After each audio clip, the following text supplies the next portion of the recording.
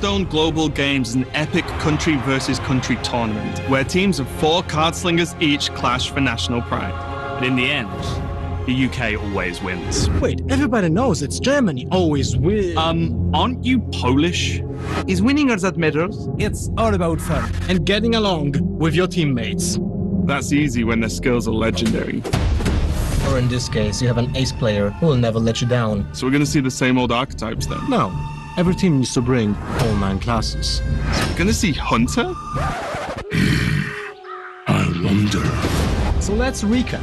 It's 4 regions, 48 countries, but only one winner.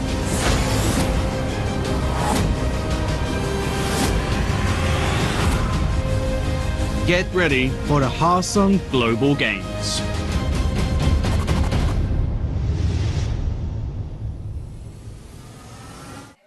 Good morning, good afternoon, good evening, wherever you may be watching around the world, and welcome to the Hearthstone Global Games. Week number 3, day number 2.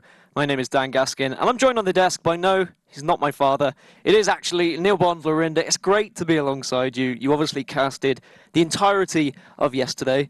Sorry about that, but any things that kind of highlights from you? Did anything stand out from yesterday? The highlight yesterday was the Philippines' excitement when they beat Germany 3-0, putting Germany into trouble, and obviously the whole storyline was the APAC region and making the APAC region go 2-2 against perceived stronger European opposition. Yeah, certainly. There's a lot of strong players in these teams that we would think would do a little bit better, but they seem to struggle yesterday, Germany. Well, if you are just joining new to the Global Games and you are wondering about the format, we're going to run you through it. Stage number 1 is where we're at the moment.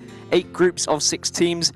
They all play against each other in round robins. There are 48 countries invited, and then they move on to stage 2 now. Yep, half of those teams will be eliminated in stage 1, and then stage 2. We pretty much do the same thing. We thin it down from 24 down to 216, and then it's similar elimination, and we find a winner, and people win, and they are crowned the champions. Yeah, someone gets to be the global champions of Hearthstone, which is of course going to be a very prestigious thing to earn, and there's a lot of teams who definitely think they're capable of making it that far, and it'll be a question of whether they are able to do so, certainly. Well, let's have a look at the group standings so far from the games that we've seen currently. Group A then, Brazil and Sweden are leading it at the moment. China and Switzerland are at the bottom, which does surprise me now. Yeah, especially as China is a region, not just a country. That is one of the 4 regions moving on their United States in Group B. In this 5-team league, I can't see the team at the bottom there. Yeah, I don't think they're really relevant at the moment. We'll see whether they are able to push themselves up when they play Romania later on today. That's certainly going to be a very juicy matchup, but United States really are the team to beat at the moment. A very solid lineup, and everyone seems to be wanting to catch up to them, and definitely 2-0 at the top is a comfortable place to be. Moving on to group number C then, or group letter C, should I say. That's one of the worst habits to have ever. Argentina are going to be at the top and Spain at the bottom. Is this kind of how you saw the group playing out when we initially saw the groups being I think drawn? so. Russia, one of the strongest teams in the event, and Argentina with PNC. We'll talk about that later though, but PNC, one of the strongest players in South America, leading the way for that team as well.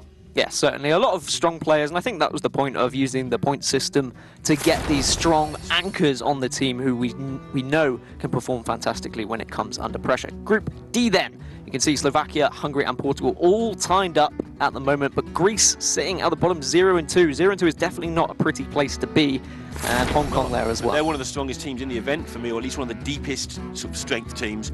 We move on to Group E. Japan there having their major at the moment, several players into the finals of that, the top 8 for that for them. And this group's not really forming particularly at the moment, so lots of games left in that one. Yeah, of course. I mean, the games are spread out across all of the weeks. Of course, there's many weeks to come, and we'll see how these groups kind of finish off, to be honest. Now we move to Group F. Canada and Malaysia there at the top, and Kazakhstan and France at the bottom. Belgium and Denmark, of course, still to play, but we will see Kazakhstan and Denmark as our first game today. Nyman, of course, the anchor of Kazakhstan, so perhaps a lot on his shoulders there. A lot on Neyman's shoulders, indeed. Yeah, Neyman indeed. And now Group G, Taiwan there at the top and Vietnam at the bottom, and then everything filling in between. Poland 1-1. Any favourites for you in Group G? Well, we're in Poland at the moment, and the food is lovely, as we've just been introduced to, so got to cheer for Poland so we actually get home. You just want to back the producers there. That's Yes, absolutely for fine. sure. They're gonna be happy with you today. Group H then, Ukraine H. and Czech Republic are gonna be 2-0, and Germany and Croatia 0. I said H. Is H okay? No, What's wrong with H? it sounds very American. Oh, okay. You say H, that's the American way, but I Okay, suppose we'll it's the fight global about that games, so we'll allow you to say whatever you might want to say with the letter H, not the number H, because the number H would That would be a completely- mistake that nobody would ever make live in front of thousands. Definitely not. Let's have a look at the schedule of all of today's games. You might have seen a few tweets circling around, but the schedule has changed ever so slightly. First up today is going to be Denmark versus Kazakhstan, followed by Argentina, Spain, Chile, Finland, Belgium, Canada, and then the big one, or certainly the big one for us, Yeah. it's going to be Romania versus the United Kingdom. Any standout games for you there, Neil? Belgium versus Canada is going to be interesting. Belgium kicking off their campaign, and Canada, a very powerful looking team. I think people have overlooked them slightly, but when you look through that lineup, they've got a wealth of experience in that team. Certainly, definitely with Canada. I mean, there are players that were winning tournaments back in 2015, but now we've got to 2017. They haven't really won much recently, so it's whether they can kind of just get up a little bit, get back on that ladder and start climbing once again. But game number one, guys, is going to be Denmark versus Kazakhstan. Hoy, Crane, Freddy and Inderin from Denmark, and then Kazakhstan. I'll let you read these guys out. We'll go with Neyman, Hallmark, Jaipotox and Smirto Kotic. Credit for you for trying. I think that's just about as good as I would have done as well. Stitched up in rehearsals. And now we can look at some of the fantastic views across both of these countries as well. Yeah, looking good, Denmark there. Why don't we have views like this? In England, Yeah. we do. You just have to search very hard for them, whereas these are just beautiful countries that we can work from. Kazakhstan there as well. And actually, I have an interesting fact. Kazakhstan, well, if you really want to know, I it do. translates to Land of the Wanderers. I wonder where that came from. I wonder, indeed. But those are going to be the two countries that are going to be facing off against each other. And I believe, actually, we spoke to one of the players from Kazakhstan previously, just before we get this series started. So let's have a little listen and see what Neyman had to say about the rest of his team. So many people, when they think about Kazakhstan, they think about, what do they know about Kazakhstan? You just know about Borat. But yeah, Kazakhstan is not about Borat, and we're here to prove it. That people in Kazakhstan, they can play Hearthstone, and they can play Hearthstone well. So in terms of our national team, I think like the players, they're pretty good. They have experience, and the players who have different personalities and different approach to the game. And I feel like the team's gonna do well. Many people consider Germany, Ukraine to be the group of death, but if you look on the teams in Group F, in which we play, the main favorites are Canada and Denmark, and I think that Malaysia and Kazakhstan are the ones to prove that they should belong to the professional scene. Dr. Hippie is going to give the well played to Neyman. We have some talks with Dr. Hippie. We don't really help each other with the decks because we just try to keep it separate. We don't help each other with the decks because right now we're representing our national teams, but we also represent the team like for itself. But I mean, like Hippie, he just makes fun of Kazakhstan, that's it. Because in our team we have a guy who's named Death Cat. It sounds really funny in Russian. It's like the cat which leads to death. They just keep making fun of him.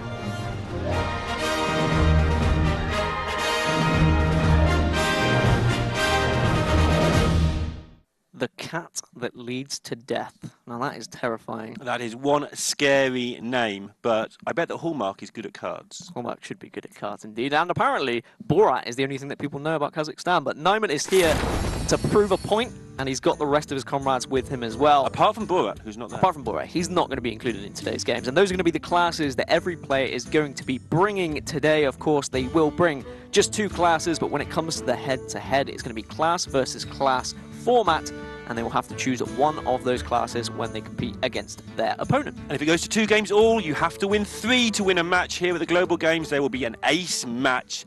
The 9th class will be thrown into the mix, and then the last 2 players will get to play one of their remaining 2 decks, classes, and see who wins the whole thing. We had 2 of those yesterday, and they're pretty exciting. And how important do you think the ordering is? As we actually just look, Hoy and Hallmark will get rid of Warlock and Rogue, so it's going to be Paladin versus Shaman as our game number 1. But just back to what I was saying, how important is ordering? Because I'm looking at that. Kazakhstan's lineup there, Neyman not playing until game number 4. Is that a little bit risky? Yeah, it's an interesting thing that teams are doing, and it's to do with the fact that Yeah, the 3 classes are saved till the last, so you don't know what their lineup's going to be until you announce. You can work things out, you can infer things from their lineup if they play it early. On the downside of that, if you lose 3-0, your best player may not get to play. Yeah. And so your ace player, may not get to play at all, which would be a bad thing. It definitely would, but it is going to be Hoi versus Hallmark first off, and you will see the player cams there for both of them as well. Looking pretty calm, and you can see them talking. They're actually talking to their teammates. They are allowed to communicate to their teammates via a variety of chat applications, and that means that they can just kind of second guess themselves a little bit. When you're playing on your own, you can sometimes miss things, but of course if you've got your teammates watching as well, they can just be there to back you up for any decision. Yes, some of these teams have found that 4 players can be a bit awkward as well, with too many cooks spoiling the broth, as it were. And so sometimes there's somebody who doesn't speak in the team. They're assigned to be maybe a spotter, to have a look just for clear mistakes, so they let the other 3 talk, and they might, no, don't do that, you're about to miss lethal, like those other guys we see on the TV. And so on. So yeah, somebody's assigned as a spotter. Yeah, I mean, I think it's important that there isn't too much communication, because if everyone's saying, oh no, you should do this, it might get to a chance where you're roping and you don't really know what to do, and you just need to go with your gut instinct. Stuff like Miracle Rogue, for instance. Yeah, if too many people are telling you what to do, the real thing is just, are we going to go, and they're on their own. And we're into game 1. That's Aya Blackpaw versus Finja. That's going to be the matchup. Hoi versus Hallmark here. Game number 1, Paladin versus Shaman. And I'm just looking at this. Of course, Shaman has developed a little bit since the expansion. We've seen a variety of elemental Shaman trying to come into play. A lot are then putting the Jade package into it as well, just to try and give it a little bit more consistency. On the other side with Paladin, of course, it was pretty poor before Unguru. No one's going to lie about that. It had fallen out of favor. But now this kind of aggressive mid-range Murloc variant has been really popular as of late. Yeah, there's several versions, and this looks like it will be the fastest one, the one with Finja. Some of them are a little bit slower, more like mid-range control with Murlocs, but this looks like the quick one. Meanwhile, Shaman, it's built several different ways, but this looks like clean-cut elemental Shaman with loads of Jades thrown in just for sustain. Lots of value in this deck. Well, I mean, Jade Lightning is just such a valuable spell as well. Just being able to deal full damage and get a minion on board. If you combine that with, of course, Aya as well, you've just got a variety of things to do and just to get those Jades on board. Now, for Hoi here, I've played a lot of Murloc Paladin as of late, whilst I can play, whilst I've been away on my honeymoon. But, honeymoon, I'll talk about that in a bit as this well. Is always an interesting decision turn 1. Like, do you just play the Inquisitor, or do you drop the other Murloc instead, just to try and give that +1/+1 to another Murloc? It's a very tough decision to make. Having the Rockpool Hunter is always important as turn number 2. I've seen players just concede when that comes down. Of course, that's not going to happen in the global games, but it's very hard to look at some of these disgusting starts from Murloc Paladin. Yeah, and I mean, this curve is 2 1-drops, a 2-drop and a 3-drop. That must be incredibly tempting. But, you know, keeping the coin can be convenient at times as well, because the War Leader on turn 2 is equally disgusting, as you chose to put it. He has gone to coin out instead and get the Inquisitor as well. It would have been nice if the Rockpool Hunter had got the +1/+1, because playing a 2-mana 3/4, that sounds familiar. That sounds like a meta that I'm used to. But of course, you don't get the overload because you're not a Shaman. Now moving over, Kazakhstan have the choice of what to do. I mean, Jade Claws is a nice pickup. It does allow you to deal with some of the board, but I mean, what would you do in this situation? The obvious thing here that most people really realise already is do not die quickly to these Murlocs. So anything you can do to get minions on the board that keep challenging your opponent's board is an absolute premium. And with this hand, overloading early probably is a good idea. Get it out of the way, because at some point these 6-drops are going to start getting you loads of value. And you want to be at least close to level on board by the time that happens, or you're just going to die. Removal and AoE from the Shaman is going to be so important as well, just to get rid of any board. If you can clear a full board of Murlocs at any point, then you have just swung the game so heavily in your favor. Of course, Maelstrom Portal is going to be pretty handy here to deal with the board and keep him with some minions as well. So now, just suddenly, Denmark and Hoi, they are on the back foot here. And playing a Murloc War Leader, I'm going to say naked, but it's a +1/+1, so it is a 4/4. Doesn't feel fantastic. We can obviously see there's no response from Hallmark instantly, but it's certainly a decision that Hoi's not going to want to make quickly and easily. Yeah, if obviously the other stuff had still been on the board, this War Leader would be devastating. We saw a match yesterday where, I think it was the Philippines, had just a whole wall of 6/5s by about turn 5. It's like, why even bother playing Cavern Rogue when you're just playing Murlocs that are the same size, but you don't have to do any quests? But in this position, when all the Murlocs have been killed, suddenly your board is a bit awkward. Like you say, though, being a 4-4, it challenges this board. The main problem for Denmark here is working out exactly what they're up against, because so far they've only seen generic Shaman cards, give or take. They've seen the Elemental, but... They'll certainly be considering what is a threat next turn. Right. What is going to hurt us badly? For example, we spoke about Jade Lightning earlier. Of course, that would be something that would be detrimental on the turn 4 if there was no overload. But Wicker Flame, Burn Bristle is going to be the choice, which unfortunately gets traded off pretty easily. And Tar Creeper off the top as well means this is a very comfortable turn for Kazakhstan. Yeah, very easy turn. And of course, Denmark know that. It just means that next turn they can play their War Leader and their Inquisitor if they want for extra value, and hope maybe that the Shaman doesn't have much to do, like drop a 7/7 or something on this turn.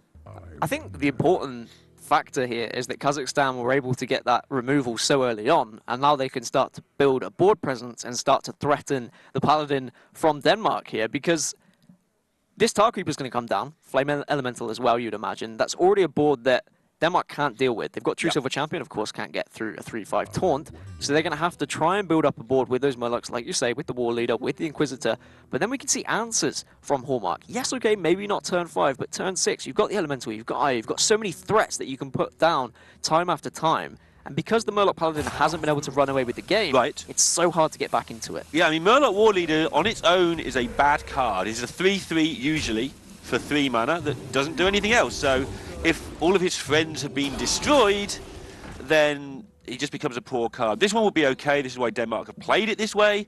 But going forward, like future draws from the top of the deck can in general be pretty poor here. You don't really want to draw a load of 1/3s and stuff. Of course, there will be a Tyrion lying around somewhere in here, and a Sunkeeper Tarim most likely, I should think. I do like the choice as well to totem up as well. So they've got the thing from below for next turn to play on turn 5. It seems like a solid turn 5 rather than getting the Tar Creeper down before and then not having a turn 5 at all. Yeah, that makes a big difference on this curve, which was full of 6s. And this is the bonus that Denmark got from their previous turn. As you see, Kalamos, the Primal Lord. That alters how you want to play, because you want to make sure you play an Elemental on turn 7. But yeah, you see how the play from Denmark previously has set up this really strong board, even though the immediate turn looked awful, because the Wicker Flame just died to the board. But now they're in this strong position, realising that the Shaman probably didn't have a strong turn 4 of their own. And because Hallmark decided not to play that Tar Creeper, of course, they can't really do anything about this board, and the Megasaur coming down next turn is going to be very threatening if that's the line of play that Denmark want to go down. Of course, adapting those Murlocs.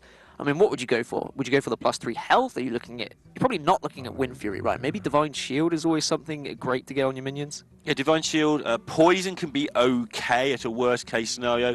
Even getting 2 1/1 plants isn't the worst, although the Shaman does run a lot of AoE, so probably not ideal. There's just usually enough good options to make sure you can do what you want. Like you say, Divine Shield or +3/+0, or +0/+3 as well, both of which work fine in this position. Well, unless they draw something significant, well, actually, that is very significant, because that's another Murloc that they can adapt with the Megasaur as well. Megasaur is definitely one of my favourite cards coming out from the Ungura expansion, because it can just turn games around, but it can also accelerate games to an incredible pace. +3 attack, +1/+1, or Death Rattle Summon Plants is the options here, or are the options here as well. Flaming Claws giving +3/+0 would allow the trades to be very simplistic here. But there are other options, of course, available to them. Yeah, I think Flaming Claws with the +3 attack would allow you to trade in the Inquisitor, take down Thing from below, and then you can have that board presence immediately. If you were going to go for +1/+1, you'd have to trade in the War Leader, and that wouldn't feel great, to be honest. Denmark not playing very fast, by the way. A lot of these teams don't, but Denmark in particular, they have the combination of Indurin and Crane on their team. Now, Indurin and Crane have been on similar teams in the past. Indurin sort of drifts in and out of Hearthstone. He loves it, then he takes a break, then he loves it again. And he and Crane were one of the most communicative... How do you say that Hard word to say. Communicative? I can't say many words. I got there, it's all right. Thank you. It's bailed out. They were one of the best communication teams in all of Hearthstone. So Hoy is taking his time to make sure those two speak. And Freddie B won a Tavern Hero recently. He's also obviously going to give a lot of input. When you've got those great minds all on the same team, there is no need to hurry on your own. No, definitely not. You want to consider every avenue of play But Hallmark on the other side with Kazakhstan, he knew exactly what he wanted to do there and just making sure that war leader is off the board. But I mean, there is still a lot of damage coming in from Denmark here, and now with the Steed coming off the top as well, they can make one of these minions very threatening, continue to hit face if they want. True Silver Champion still in hand. It's looking good for Denmark, but they will slowly run out of resources. Right, and they will be a little bit concerned about Hex here. Some of these cards have been in hand, especially that Aya, from the very start of the game. And when a card sits in Shaman's hand for a long time, you have to try and work out, can any of those cards be Hex? And that will be somebody's job on Team Denmark to do that. And if they decide one of those cards is Hex, that makes this turn a lot more difficult for them. So I guess alternatively, they could Hero Power, get another Murloc, make it a 5/2 Tidecaller, and then they could just drop the True Silver Champion, and they can choose either way. They can either trade efficiently, or they make a decision here and now. We want to continue going face, and we want to try and set this up for the quickest lethal as possible. Looks like they might go for the Steed instead. They may not be too worried about this Hex, but this is the decision. Do you just kind of hope and go face? It looks like that is going to be the route they're going to go for, and now Kazakhstan need to find a way to get rid of this very threatening board. Yeah, a lot of decisions there for Denmark being the aggressive player. A lot of people think that being the aggressive player is the easy part of Hearthstone, but they have to decide things like, if there's a Hex, can we beat it anyway? If not, then we might as well go for it. How much healing might be in my opponent's deck? Do I need to kill them now, or can we wait? A lot of those answers were, you have to kill them now. Things like Kalimos, cards like Hex, those things don't get any easier to beat over the course of the game. There's more chance they're in their hand as the game goes by. And yeah, so Denmark just doing what they can to finish this quickly, but it's going to be really close as to whether they can get over this finishing line. Of course, you can see Denmark won't be able to get lethal next turn. Not quite, because that Tar Creeper is going to be a little bit of an annoyance for them, but depending on what they draw, they're certainly looking in a good spot. But from Kazakhstan's point of view, they're looking at the Primal Lord, they're looking at Servant of Kalimos, and they're saying, we have got tools to get ourselves back up, try and rejuvenate this life total ever so slightly. We shouldn't be too worried just yet. Yeah, Kalimos, of course, able to heal for 12 if they get that far. And looking like they might. Grimscale Chum, not the best draw, isn't going to be able to boost up any minions because there are no Murlocs in the hand of Denmark, of course. So a really tough decision as to what you're going to go for here. Unfortunately, your 5/4 is just going to be traded off because of the Flame Tongue Totem. A good positioning from Kazakhstan, of course. There wasn't really another position for them, but still they have considered that. Yeah, I mean, they can trade off their face and the 2/4.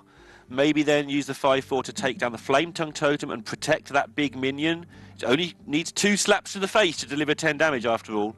They can then use their hero power to just try and create some sort of army. Maybe they can go that route. But, of course, the extra damage from the True Silver will be wasted by doing 6 damage to a 5 health minion. And Hoi, while they're discussing that, is just going with all the mechanical parts of the turn that are definitely happening. Yeah, they've decided to go with this route. And not even getting rid of the Flame Tongue, just saying, you know what, we've got 2 ways of winning this next turn. We can hit you with a 5/4 in the face, or we can hit you with a True Silver in the face, and you can't trade into all of this stuff. So is the obvious play here from Kazakhstan just to drop the Primal Lord? Or now with that draw off the top with the Hot Spring Guardian, is there other avenues that you might consider? So obviously, what will happen in the first 2 seconds is Kazakhstan will say, right, Kalimos if we're not sure. They'll then spend the other 70 seconds saying, okay, is Hot Spring Guardian healing our face, then playing a servant, drawing more cards, trading in our healing totem? Is that safe? How safe is it? Because if we can get away with that, we can occupy the board and then heal. That's just a straight-up win. And they'll be evaluating whether they think they can afford to be greedy. Because if you heal for 12 and get hit straight away for 10, you actually haven't got very far. Does look like they are going to go down that route of play, though. Probably healing up for 12, and then it's a case they're considering what is their Denmark can draw that would really be threatening for us. Right. If they get rid of these Murlocs, then of course you're not going to be too worried about any crazy adaptation draws that are going to come through. But there is going to be 1 Murloc left on the board, of course. But healing up back up to 16 is a very healthy play, and it's going to be another True Silver Champion for Hoi. I mean, does that mean you just continue going face here and you say, okay, we've got another weapon, we've got another possible 8 damage over 2 turns? They'll have to consider how much big stuff is in their deck. Like, for instance, Tyrion. Tyrion, yep. That's probably about the only big stuff. If you want to go wide and get a Tarim, maybe that counts. Maybe you get another Megasaur, maybe that counts in their minds as win conditions. But they have to work out how they think they can win the game if they trade here. Is there enough stuff in our deck to win this? And also, if you go all face for 10 here, you have got another True Silver. That's 8 more damage. In some worlds, that's 18. In the worlds where there's no more Hot Spring Guardians or healing, and they'll be trying to work out, can our opponents... Would they have played a Hot Spring Guardian if they had it last turn? Exactly the opposite discussion we just had. Yep. And if they conclude that, well, we don't know, they may have to be more... I'm going to say careful, but yeah, they're just going to go all face and hope they fall over this finishing line. Yeah, I feel like it gets to this point when you're playing Murloc Paladin that you just have to say, right, I have no other option. I just have to hope they don't have the answers. I deal as much damage as I can and hope I can get to lethal. But that's another taunt that's going to be more health to be able to be restored as well. So Kazakhstan can start putting the roadblocks in play and try and get a threatening board presence. And obviously more healing, more taunt. Just to point out there that Denmark re-equipped the weapon, something that teams don't always do in some games because they're scared of maybe some weapon removal, maybe a Harrison Jones is in somebody's deck, but they might draw Tyrion next turn, so they want this equipped and ready to go. Oh, for sure. I mean, Swamp Oozes, of course, were very popular. They've kind of fallen out of play as of late. People aren't really playing them, but when you come to these tournaments, you can always go for a tech-in decision. You always have to be worried about those tech-in decisions that might be happening. As Kazakhstan, as I said, are just building a wall now, healing themselves up to 12, and asking a question of Denmark, what actually have you got that can even threaten us here? Yeah, Hydrologist, not really what they're looking for, but they're looking for precisely Tyrion at this point. Not even Tarim anymore with your opponent having this big, wide board.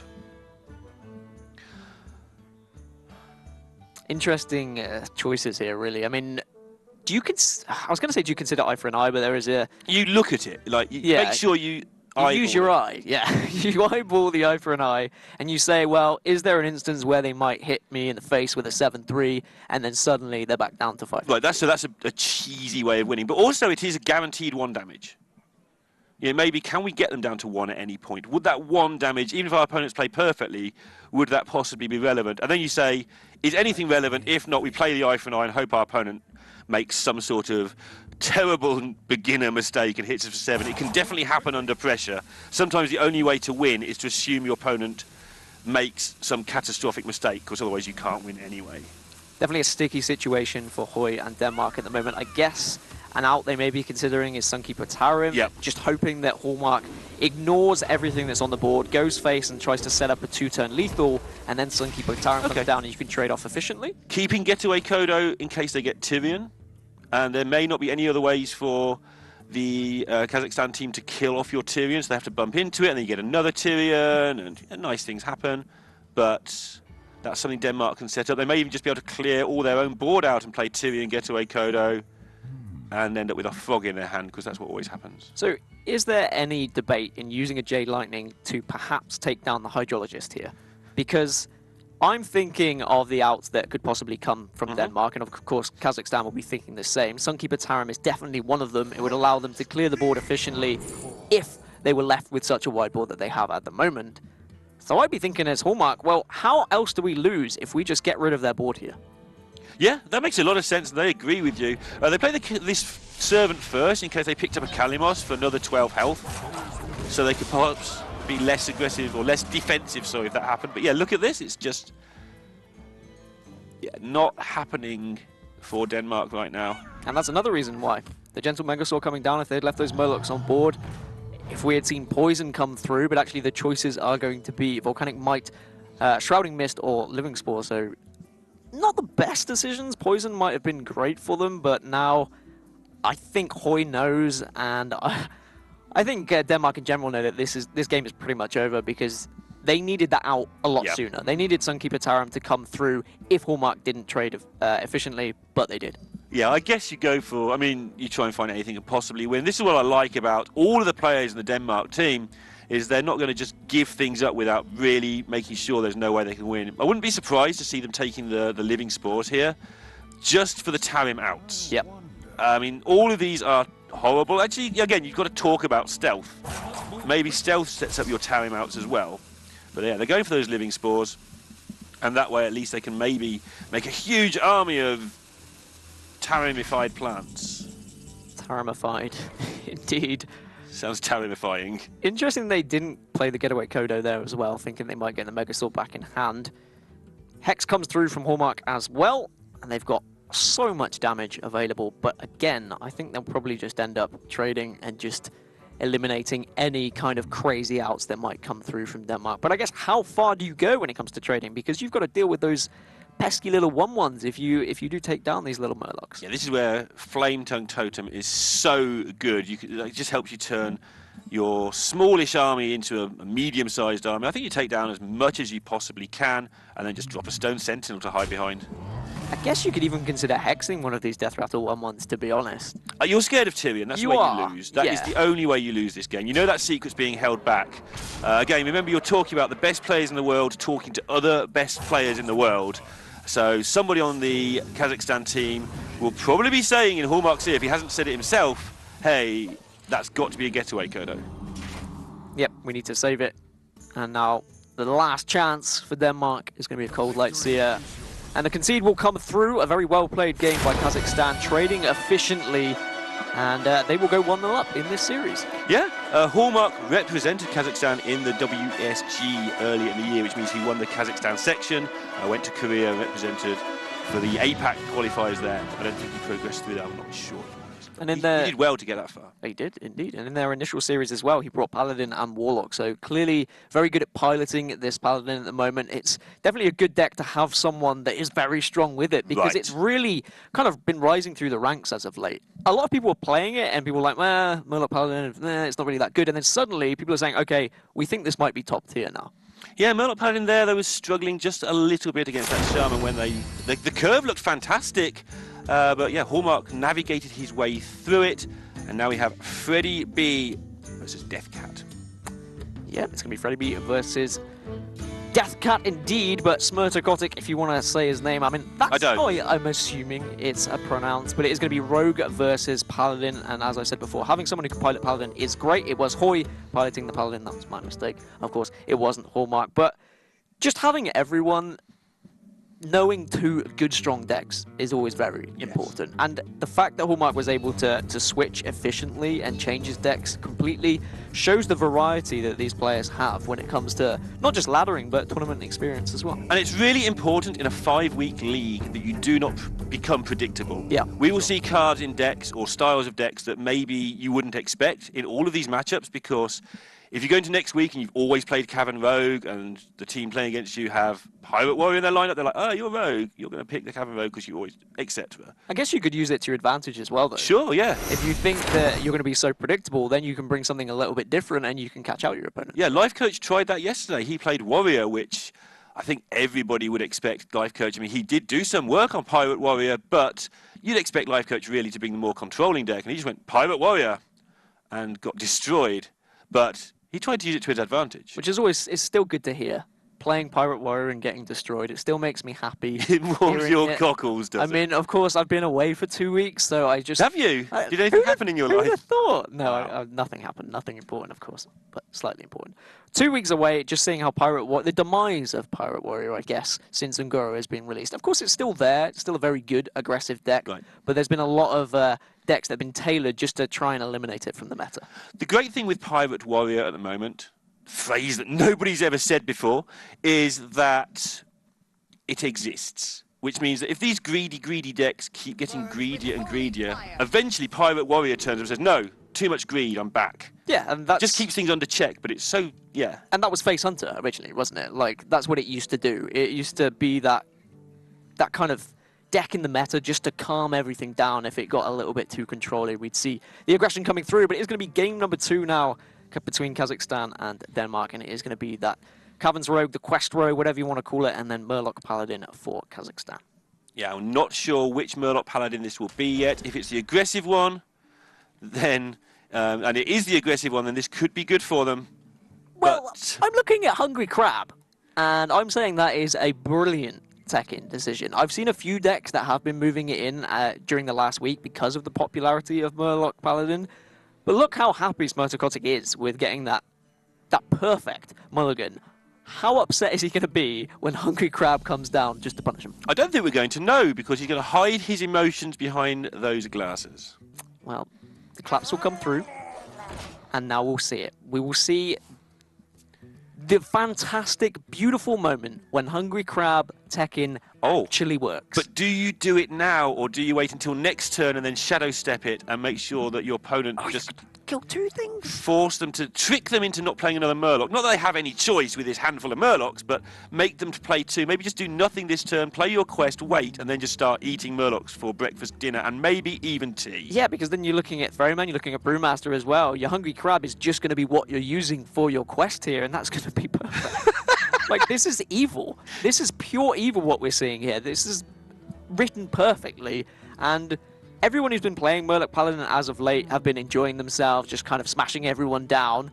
And there's a lot of hate for Murloc Paladins. People saying, oh, it's not easy to play, it's just one of those rubbish aggressive decks. I personally think it does take a lot of thought process behind it, but now there is going to be justice for all those people that think Murloc Paladin is easy to play. Yeah, and it's going to be fun. Unfortunately, justice doesn't work both ways, because I know you're a big fan of Cavern Rogue yourself. Well, I think it's a good deck. It's fun to play, but a lot of people wouldn't agree with me, that's for sure. And they are not going to mess around. They're just going to put the crab on the board. And the Death Cat takes his glasses off and lets us all see he's not impressed with this situation. Definitely not impressed indeed. And he'll be communicating with his teammates as well, saying, what a load of crab. Were we expecting that crab? Did we think he was going to come through? I guess it's going to be a Tekken decision you need to be worried about nowadays. Yeah, it is a card that has been seen more and more on ladder with the rise of the Murlocs, of course. But you're now sitting there thinking, just please don't keep doing that thing that might happen. So the trade will come through, and yeah, they're just going to Brewmaster this one back, and it will just continue to rain down damage now for Kazakhstan here. And I think the subtle shake of the head that we've just seen from Death Cat himself is saying, oh god, how do we beat this? If they're just going to have something that eliminates a Murloc off the board so easily every turn, what can we do? And what can they do, Neil? Like, if you were in these players' shoes right now, which I know is quite a difficult thing to say because I don't think you'd ever achieve such success, but if you were, do you think that you could get out of this tight situation? I mean, you've got to find a way, like picking up a True Silver, to try and catch the crab while it's on the board, which sounds like one of the worst arcade games in history. But yeah, catch the crab.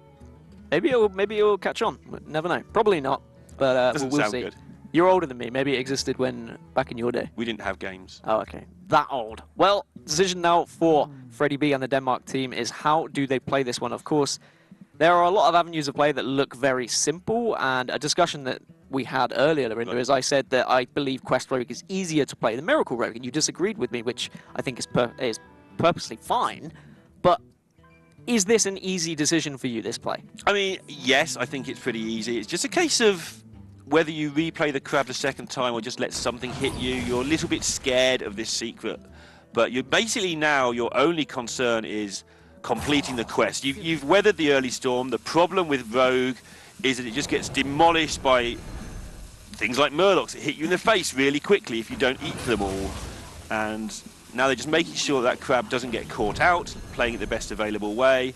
And yeah, I think this is a really hard deck to play. I mean, this particular game hasn't been particularly difficult, but the reason I think it's hard to play is there are so many decisions that are complicated to order.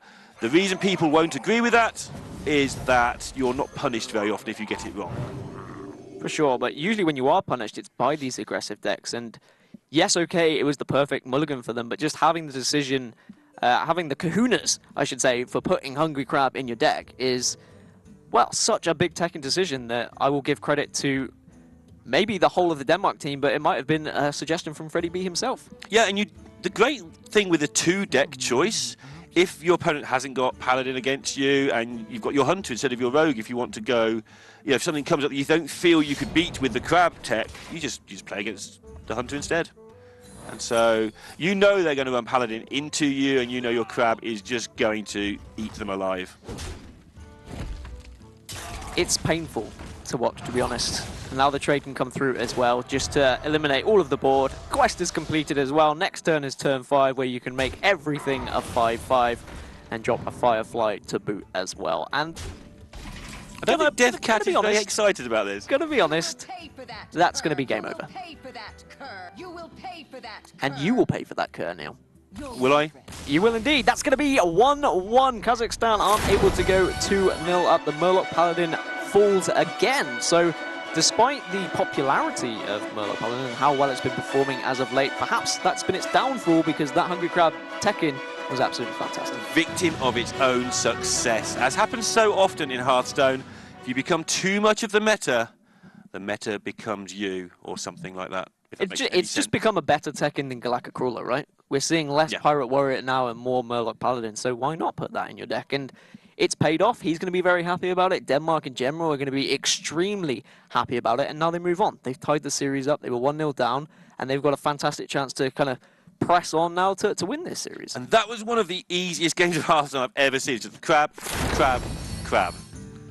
Going on to go with Crane, who is going to be playing the Shaman, against Gypetox, who is playing his Priest. What we're going to go with one. Gypetox or Gipetox, because I think we need to make a decision together and stick with it. You're known for your amazing pronunciation, Dan. Let's let you call it. I'm going to go with Gipetox. Because you're good Gaskin. Yeah, I'm just going to go with Gipetox. I think I remember Cora saying Gipetox as well, so we'll go with that. It's going to be Shaman versus Priest. Now, what kind of Priest would you be expecting to see here, Neil? Priesty Priest. There's been a lot of different Priest builds we've seen over the last 2 or 3 weeks. I imagine Lyra will play a big part. I think the Miracle Priest that we've been seeing? People are starting to realise that she is, or he, always feels like a girl's name, which is odd for a guy. But he is a very, very powerful card indeed, especially if you get a bad card like a Naught casting card, you just cycle it and draw a different one. That was the thing that I think most people overlooked. Now, in terms of players here, of course, Gypetox or Gipetox from Kazakhstan, he's going up against one of the best players in the world, in my opinion. I think Crane is a fantastic player. He's performed so well. He has obviously tons of achievements, performed well at DreamHack. He got top 8 in Spring HET as well, I believe. So a lot of accolades. Does that ever come into play? Do you ever think I'm playing against a player who is so successful? Does that make you nervous, do you think? I think it depends what sort of person you are. I think some people it helps them focus. It's like, right, this guy's going to make no mistakes. I need to play my best. And some people start quaking. You're like, oh my goodness. But they've got Neyman in their ear. It's going to help them a lot. Neyman's a very laid-back, experienced player. He'll be able to help anyone who's even in the slightest bit nervous just to calm down and chill. So about Crane, though, till very recently when Trinity Series, when Complexity won that, he was one of these players who was touted as best player you've heard of who hasn't won anything. And Hoy has also had that tag. All the professionals tell you how amazing Hoy is at this game. And he's got some accolades. He's had some decent results. But one of the players that, again, a lot of people out there may have heard us say these exact things about, but still a little bit of like, who's this guy? He doesn't win that much. Indarin is another player in that bracket. And obviously, Freddie B has recently won his Tavern Hero. He'll be around in HCT as well. So almost Denmark, until Crane with Trinity Series, a team that people feel each 4 individuals could be doing a lot better, and maybe Crane's team experience will help bring them all to fame in HCT. Yeah, kind of falling when it comes to the last hurdle kind of thing. Well, let's see if Denmark are able to jump that final hurdle today and get a victory here over Kazakhstan. It's going to be the Shaman, of course, here for Denmark and Crane. Looks like that Elemental Shaman again. Well, I say it looks like it. There's 3 Elementals, so I'm pretty sure it is. On the other side for Kazakhstan, though, that's an Arcane Giant. So does that tell you what kind of Priest we're going to see? Is it going to be that Miracle, do you think? Seems like a good idea if you play Arcane Giants and play a lot of spells. I've seen a lot of priests playing the Miracle Priest and having the Arcane Giants just to throw on the board after you've played spell after spell after spell. I'm waiting for somebody to play Yogg-Saron in Priest. Why not? I don't see why it's not happening. I mention it every day, but I want to see why. Like some of you get into these situations where you have very few ways to win the game other than by attrition, which is fine. The Giant helps that, but obviously Yogg-Saron can just win games. Interesting, because I think it was when Kazakhstan played their first game, Gypetox was playing Druid, and he had Yogg included in his Druid deck. So maybe that's going to be something that we're going to see included in his Priest deck. He did bring Druid and Priest during their first game as well, so clearly he knows how to pilot these decks. I have many weeks where I can say, let's see a Yogg-Saron. It will happen eventually, but yeah, let's not beat that too hard. Otherwise, we'll be talking about Hunter all day. Yeah, no one wants that to happen, except maybe Raven. As the Firefly for Crane seems like the obvious choice here. That is a devolved Heckin as well. Is Devolve going to play an important part in this game, though, do you think? Priest minions are like board affecting minions. They're not battle cries or death battles so much as things that have ongoing effects to Yeah. a large part, especially the elemental here. So Devolve could definitely help to deal with some of those later on. On the other side of it, it's not going to be a particularly minion-centric board, so they'll probably Denmark will probably find a use for the Devolve, but it's not going to be game-defining, I wouldn't have thought. And Denmark choosing not to play the Firefly turn 1, probably wanting to use the Elemental to trigger any sort of battle cries from other cards that are available in their hand. It also plays around stuff like Shadow of Pain, of course, you are worried about that. But it does mean they've got nothing to contest this board. I don't think they would panic into a Devolve yet. I think they would obviously wait for it. It depends how scared they are of this board kind of building up from the Priest. We've seen the kind of Inner Fire Control Priest that has been very popular as well, and even the Miracle Priest has run cards as well to get that Inner Fire It's going. like the Inner Fire combo without actually forcing the combo with a humongous, whoa, just toteming up, looking after their elementals. In the same way that some Shaman decks have to look after their overload, the Elemental Shaman deck has to make sure it has elementals available, and by looking after these 1-drops, the Firefly and the Flaming Elemental, then that's a good way of making sure you've always got them when you need them, especially in the early game where your curve is still deciding what it wants to do. Already a tough situation for Denmark, though. They're looking at a board that they can't deal with. It does look like they are just going to try and get a little bit of a board presence here by playing the Firefly. We can see Free from Amber, and that's at least the Trailblazer as well. So this looks more like a kind of Control Priest rather than the Miracle Priest. Yeah, I mean, I've been calling this Free from Amber Priest. Yeah, well, I mean, why not? I mean, Free from Amber. You play one of those in your deck and you can just pull it out at ease. Yeah.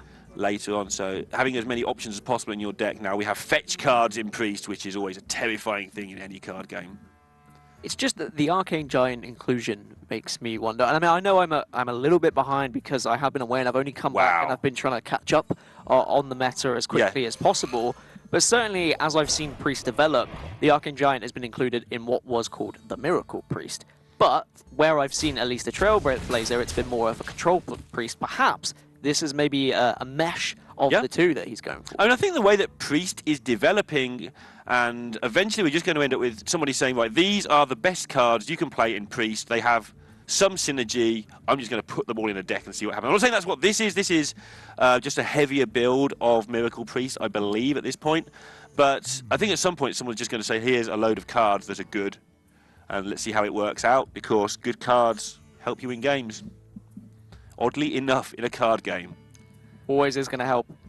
Now Crane is just discussing with his team as well where he wants to go here. Devolve is starting to feel like it's more of a possibility here, but instead it looks like he's just going to start searching for a few more, well, or one more elemental, a choice of 3, using the Discover mechanic here. Yeah, and this is where keeping that Firefly made all the difference earlier on, as we have a Magma Rager, an Earth Elemental, and a Fire Plume Harbinger, which is the one that reduces the cost of all the elementals in your hand by 1. Which actually, of the 3, looks the most tempting to me, to be honest. They have a very elementally hand. They do, funnily enough, as an Elemental Shaman. So I'd be thinking the Harbinger is a great choice here, but they've gone for Earth Elemental. Perhaps they are a little bit concerned about the board presence coming from Kazakhstan at the moment, but we know that Shadow of Death can be very punishing if you are going to play the Earth Elemental. Yeah, so this is the more standard Free from Amber with the Medivh, which means that just start making big stuff happen and getting big drops, and things get pretty harsh, because Free from Amber gets you the minion, of course. It's like casting a minion, but Medivh says, hey, you're not a minion, you're a spell.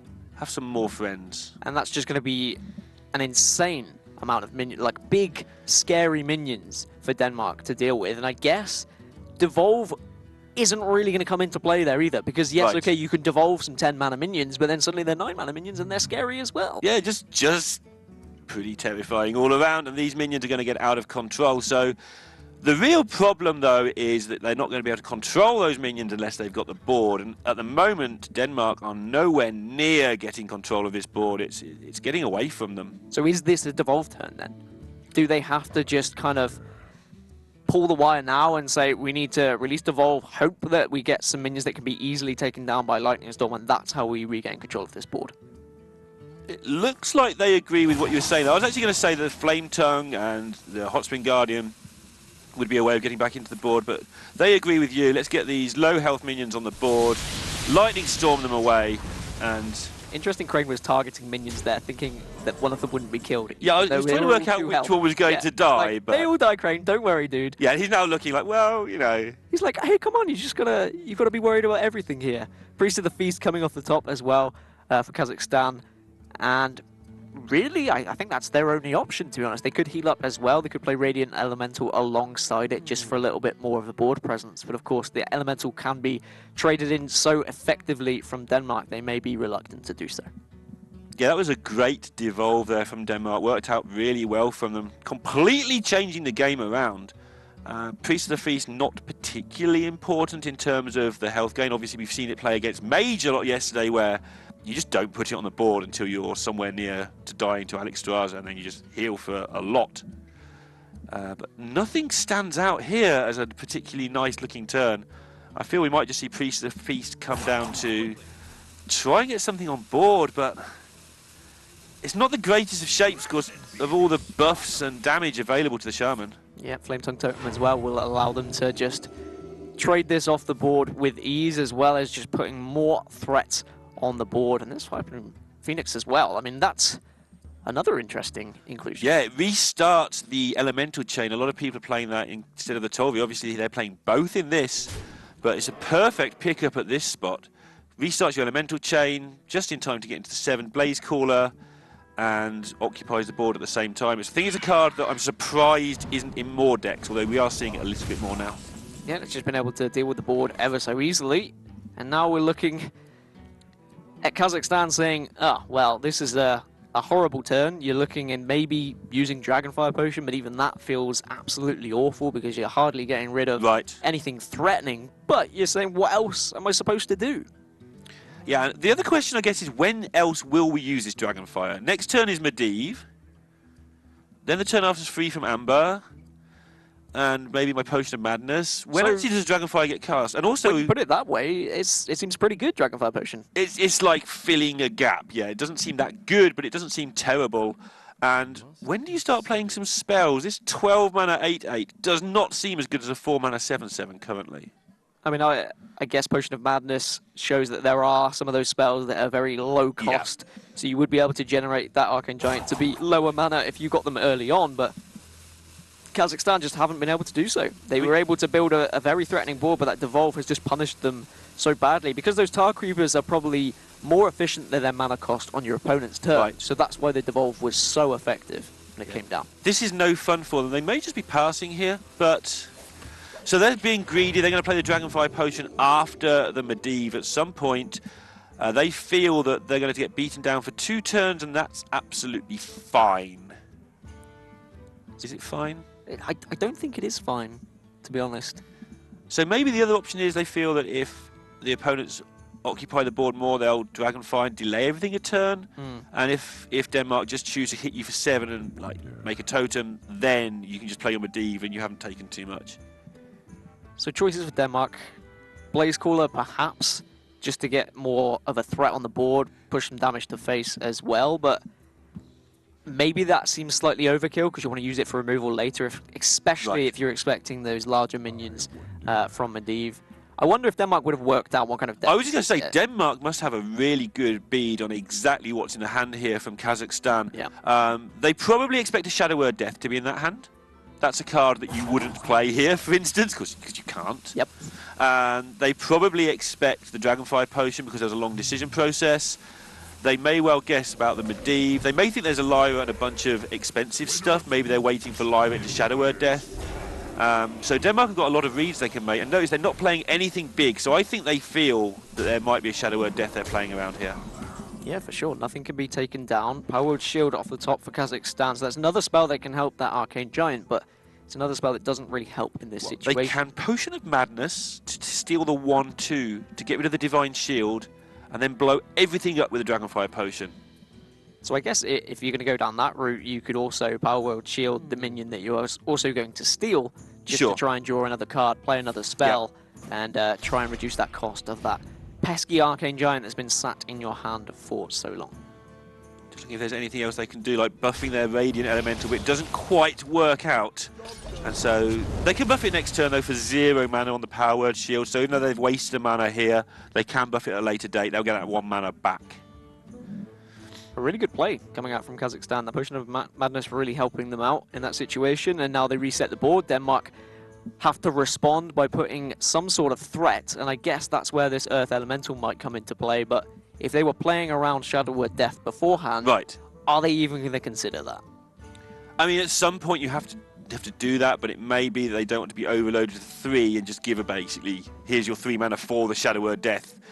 And I mean, Denmark is still in a good spot. It's going to be interesting to see if Denmark, with the tempo and card advantage versus the huge value advantage that Kazakhstan are about to get, whether Denmark can get over the finishing line or not. There's going to be some big stuff happen from Kazakhstan soon. They're going to put a board of 1/1s because they've just seen an AoE spell.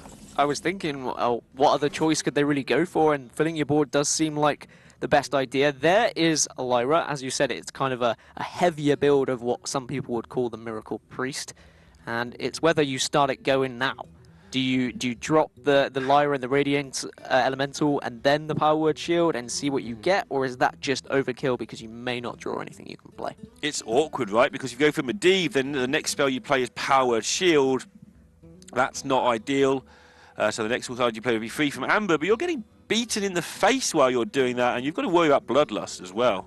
Is Bloodlust an inclusion that we would expect from the Elemental Shaman, do you think? Because, to be honest, I know a lot of teams have tried putting Bloodlust in more kind of fast-paced Shaman decks, but certainly from Elemental Shaman I haven't seen too much. Of course, it is a tech decision that we might see in case that you are in a situation like this. Yeah, you have to weigh up the chances that they have it, and then you have to weigh up the chances that you can deal with it anyway, and that, you know, Jupitertox has just decided he is going to do sensible things. No, he's playing around it a little bit. He's actually going to just use up one of the charges on his weapon, which is a big deal when that can make you huge minions just to make sure that you don't die next turn. I mean, they did just see Hungry Crab and Quest Rogue, so you've got to be worried about everything at this point. You don't like the Hungry Crab tech? Oh, you do, don't you? I love it, but I think that Kazakhstan won't love it. I think they probably hated it. Yeah, they probably didn't enjoy it that much, to be absolutely fair. Didn't look much fun to be Hungry Crabbed. So Blaze Caller seems like the optimal play here for me. Alternatively, you could use the Flame Totem to trade in those 1/1s effectively. I think if we see the Flame Totem come down to trade using the 1/1s, then perhaps that will tell us whether Bloodlust is a possibility, because I would think they'll keep their board wide if Bloodlust I'm a bit confused by that attack. I'm just trying to work it out because Bloodlust is still lethal here. Yeah, I think either way, they were just trying to get rid of one of the 1/1s just in case, but that made space for this to happen. Yeah. So, I mean, you just run one in yourself anyways. But yeah, loads of stuff coming down from Denmark here. And yeah, setting up lethal with a whole massive board. And even getting their timing right there. If they play the portal first and you get the 2/3, then your other minions cost too much to play. So now you're just praying for a miracle here, surely. You want to use your Power Word Shield, hopefully pick up a Shadow Word Death or 2, just to try and get rid of this crazy board that you're up against. But I think you're really struggling in this situation, and you're hoping for something that's very rarely going to happen. Nothing good happening at the moment for them, but there's still plenty of time because nothing's costing anything at the moment. There's the death. There is one death, but unfortunately won't be able to play a second one at this point. So they're going to have to use Potion of Madness to try and eliminate any sort of threat. Silence coming through isn't really going to help too much, except just generating more spells. Nope, I don't think they can really do much here. Need to just try and silence something. Hope they can draw maybe Holy Smite after Holy Smite after Holy Smite. Do it. That is your only real option, I think, here. Yeah, just do it. 3 Holy Smites in a row, why not?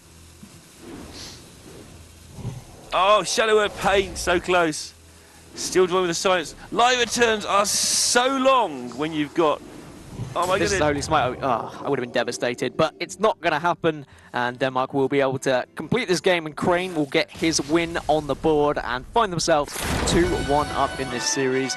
A little bit of a round of applause coming from himself, because it must be important when you are a player that has such a big reputation. You want to be able to put those wins on the board for your team. Yeah, especially when this is their first match of the event. So everyone's getting their first look at Denmark now. Hopefully people are impressed, and it'll mean a lot to the teams, not just to win, which is obviously what they're there for, but also to impress along the way, so that amazing analysts like my good self can say how good they are to the world. And on the other side of the spectrum then, Kazakhstan, of course, lost their first game 3-1. They're 0-1 at the moment. They're staring at possibly being 0-2 if they were to lose this game. But now they can rest on the shoulders of what some would argue one of their better players. Naima can come through at the end just to try and finish things off. And I'm quite happy to say this isn't just a some may argue. This is just one of their better players. This is one of the best players in the world. I mean, if you look at the kind of things they've achieved, I'm looking down and I'm seeing Nyman. He won, of course, the 2016 HGT Winter Championships, and that just smashes everything out of the water from the rest of his teammates. So you would expect him to be performing fantastically, and he will be playing the mage, and he'll be going up against the warrior of Induran. What kind of mage do you think we're going to be seeing? I think we're going to see Medivh, control-y, tedious mage, yes. Is that the official name? That is exactly what everybody will be calling it in a couple of weeks' time when they've seen it 100 times on ladder. The deck is actually very powerful. It's control mage is the short version. It's going to be going up against warrior. Do we think pirate warrior? Do we think they're going to be a little bit hipster, or do we think we're going to be seeing a kind of quest warrior that's coming through? Maybe even a control variant. I wouldn't be surprised by either. That's a real cop-out here, but I always associate Crane with good old Hearthstone, hearty Hearthstone decks. Same with Hoy, same with Induin. They like their proper decks. And I would consider both Quest Warrior and Pirate Warrior to fit that bill. So that's why I'm willing to cop out here. But I wouldn't be at all surprised just to see Pirate Warrior to mix it up a little bit, to be honest. We did see the aggressive Murlocs earlier. Yeah, certainly aggression is always a good line to go down, and it depends on the player as well. I mean, you're saying all that about Induin and Crane, and you know them a little bit better, but when you look at players, for example, from the UK, like Green Sheep, he pretty much only plays aggressive decks. And he's played that for 4 years or 3.5 years. It's very easy to read, and it comes back to that same conversation we had earlier. You don't want to be too predictable. So in this case, perhaps they will go for something that isn't as predictable. But when it comes to Warrior, usually it's just a one of two decision, really. I mean, I know a lot of people tried the kind of Control Warrior variant, but it hasn't really stuck. Quest Warrior has developed to a point now where they've added shield blocks to try and sustain against too much aggression as well. Armor Smith has come back in, so Quest Warrior seems like a good choice if you're going to be going up against a Control Mage, but would they be worried?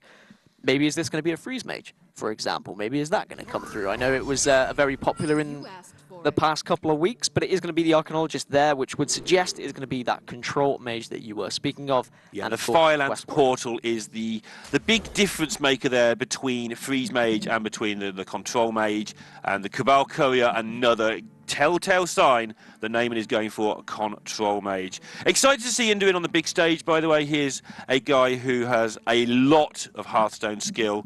Again, just another of those Danish players that people talk about that we don't necessarily see as much of as we would like. And nothing against Neyman, but we've seen a lot of Neyman. I'd like to see Denmark continue to progress through this tournament. Well, Denmark are going to toss away that quest as well. They don't want to be playing it just yet. Instead, they are going to mulligan their full hand to try and look for more. They've got Fiery War Axe to work with, which is always fantastic against any sort of aggression. And I guess if you're looking at this deck from Neyman here, there is a little bit of a good early start. There's a nice early curve for him to work with. Yeah, when you're playing control decks against other control decks, you want to get the... I mean, it's not rubbish. Archaeology is going to make your draws better, but you want to get the small stuff out of the way early so that when you get to the nitty-gritty, the deep end of the deck, you start drawing your big guys just as you get into the big mana turns. There's no point having a handful of Alexstraszes on turn 1 because it's hard to play them with 1 mana. So you were talking about achievements as well from Induin. Like, I was researching him a little bit and trying to find out what he had achieved. Back in 2015, he came top 4 in the Legendary Series here in Katowice. So he has been on the big stage. He has performed well. but I guess now this is a really good chance for him to shine when he has such experienced teammates around him. Yeah, he also won the Redemption event at one of the True Silvers. The Redemption event is for the people who got knocked out on day one, but that's everybody but 8 or 16 players. So you've got a room gathered of the best players in Europe, and you get rid of 16 of them because they get through, and then you play it all again. And Induin won that event. So not only is he experienced, like you've just said, on the bigger stages, he can get it done, even though it was a lower level event because it wasn't the main event. He still beat the best people in the world and was able to win a final, which sounds silly, but that's something you want to get done no matter what event you're in. Oh, for sure. You just want to get rid of all those nerves, and it's about putting yourself in those situations so that you know how to deal with anything that might arise, any sort of situation that might boggle your mind a little bit. We have seen players crumble on the big stage before and not perform to their best because they are a little bit worried that people might be watching, for example. But now Induin has, well, a choice really between a Dirty Rat or Fiery War Axe. Dirty Rat doesn't seem like a very good play to me, so it's just going to be the Fiery War Axe coming through. Nice and easy decision early on. It's going to be when this game gets to its latter stages that you're going to start to see probably both teams roping nearly every turn.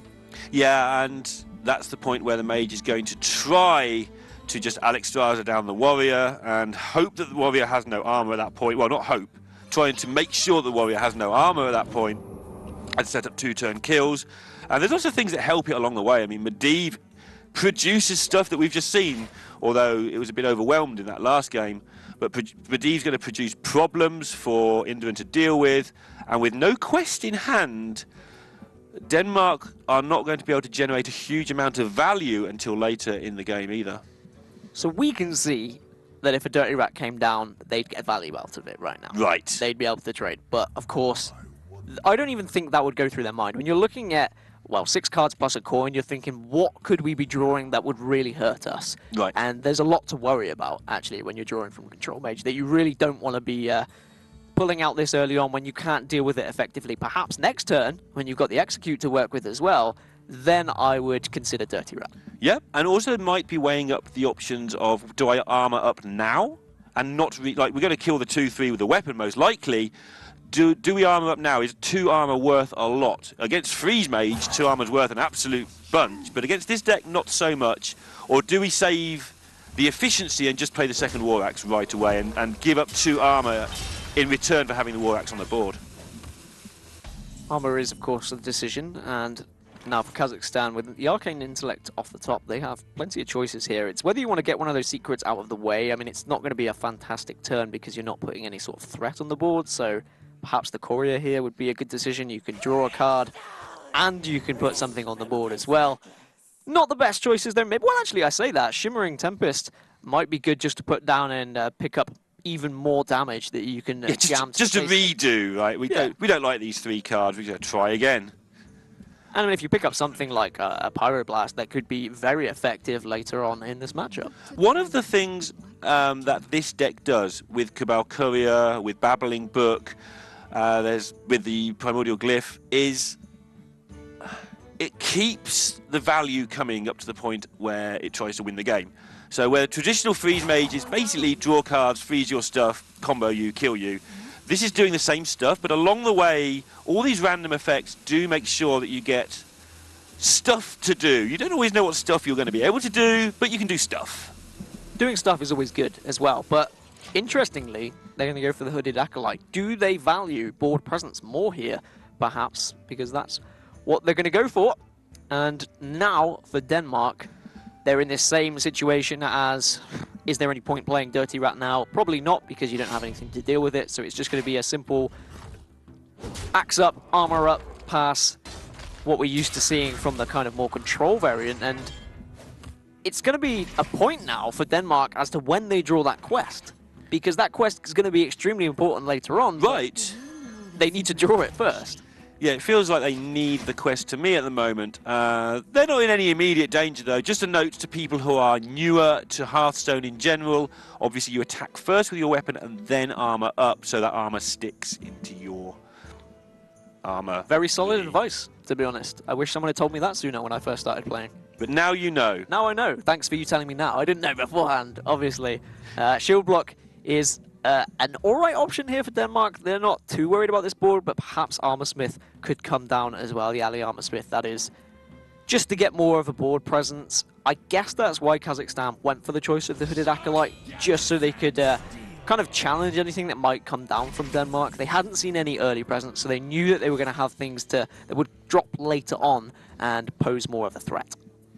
Yeah, and they're going to get a whole bunch of armor from these guys over the next few turns with that shield block with those Ali Armorsmiths, and that is clearly their intention, is just to make sure that they control the minions with their minions and their executes, and their armor controls the Alexstrasza threat, and then their brawls ideally will control Medivh and his friends. And I know you were saying earlier about Alexstrasza coming down and you're hoping that the warrior hasn't built up too much armor by that point. Is it kind of damage control in this situation here?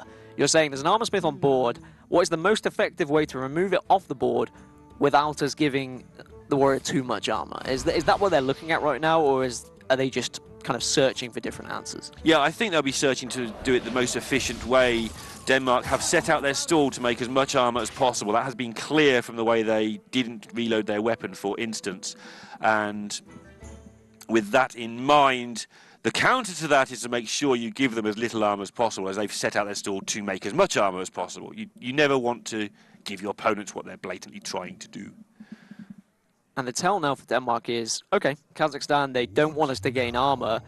Do you just drop another Armorsmith here and say, well, now you've got to deal with two of them. You might have to run something into it eventually. Seems like the answer is yes. You are going to give us armor whether you like it or not. It's now just a question of how much. Neyman seems to be quite happy, not communicating on this turn. Maybe last turn working out exactly what they wanted to do if this happened. And this Flame Strike is going to be a very, very efficient way of just tidying up the mess. Efficient indeed. Shield block will be there just to gain a little bit more armor as well. Sleep with the Fishes. Even more removal options for Indien and Denmark. That Dirty Rat is still sat in hand as well. I wonder what they want to pull from a Dirty Rat, though. That's what they're going to be thinking about. That's what they're going to be communicating about. I thought you knew that word. I got lost on that word as well. But Acolyte coming through might be a better option here, though. Yeah, just looking at the hand sizes, how this game has progressed, the Mage feels like it's been struggling to remove things.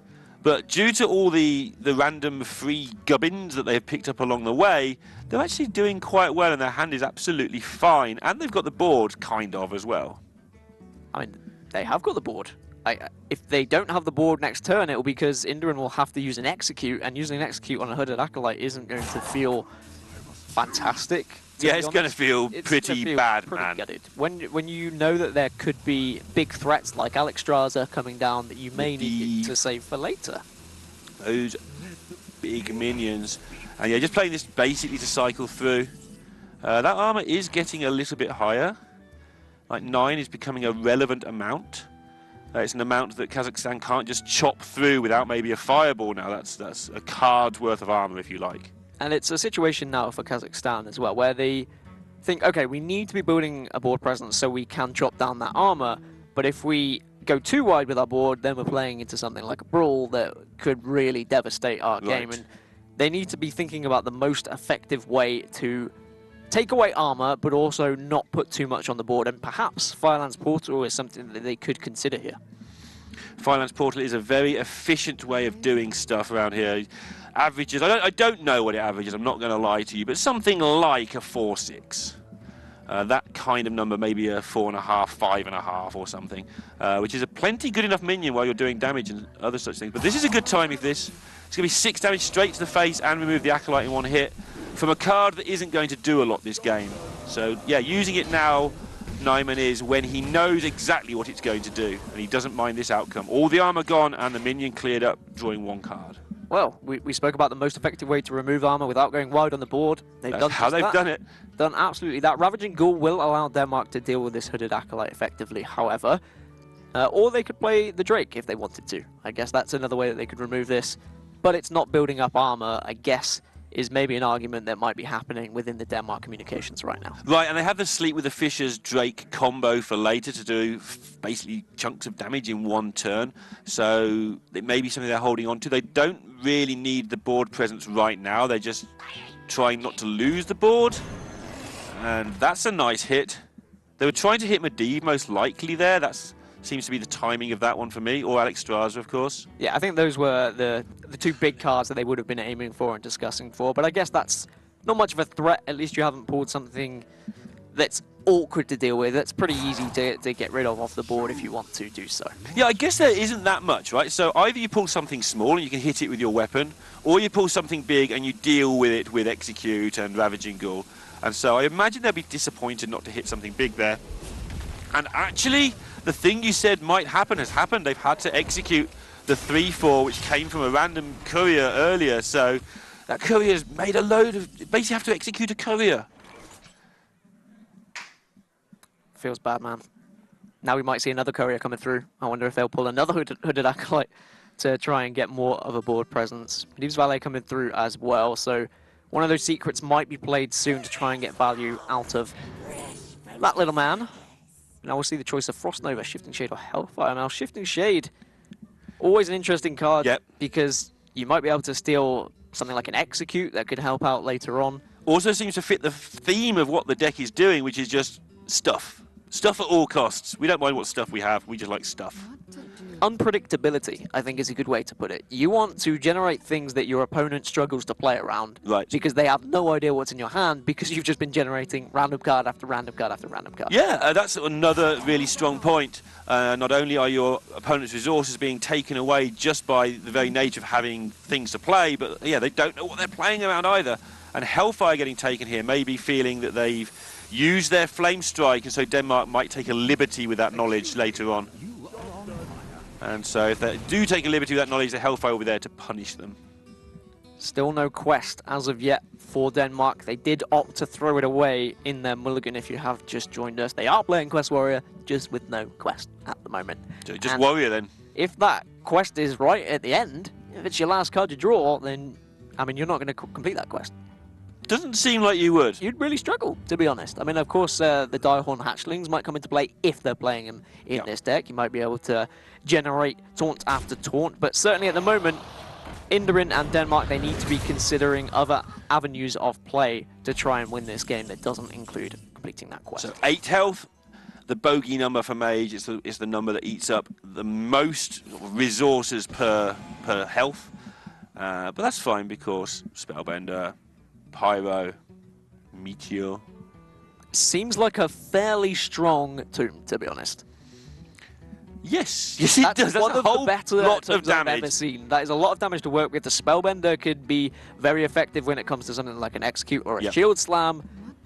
Seems fantastic to me, but I guess you've got to be thinking about how do we deal with the immediate threat of a 4-8 that's currently on the board, and it's going to continuously just rattle us down from this 30 life total. Is it even much of a problem, though? Are you in any hurry to deal with this 4-8? You're on 30, you're playing against a deck that fills the board with 1-4s and 2-7s and other such terrifying minions.